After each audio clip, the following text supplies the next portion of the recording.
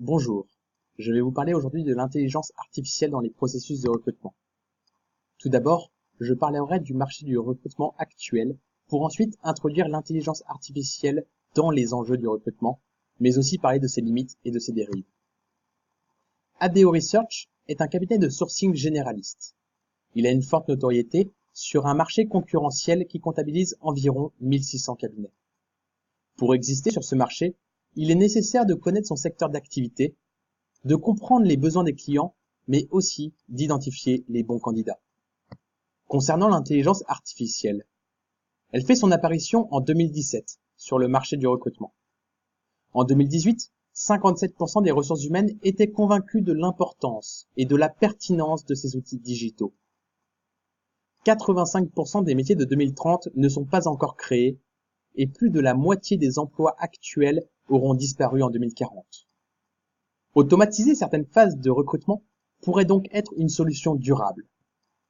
Par exemple, l'intelligence artificielle de Vera. Vera est un robot russe créé en 2016.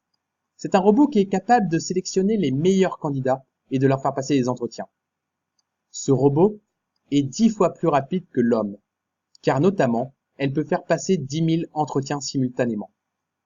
Ainsi, ce gain de temps est donc une preuve de la puissance de cet outil digital.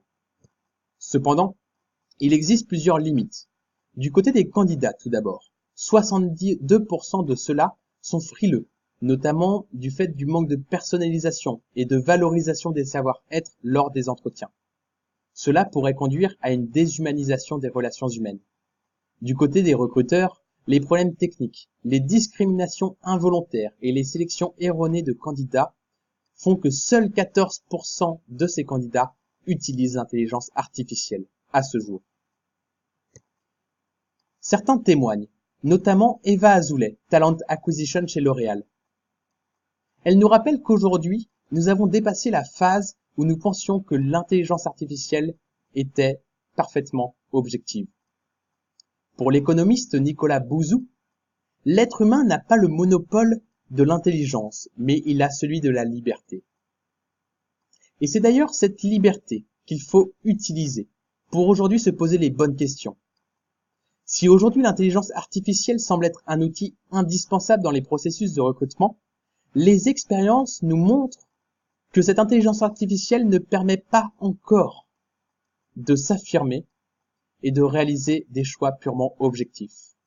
Par conséquent, nous pouvons nous poser la question de savoir si l'intelligence artificielle est une solution fantasmée ou réelle dans le monde du recrutement. Je vous remercie.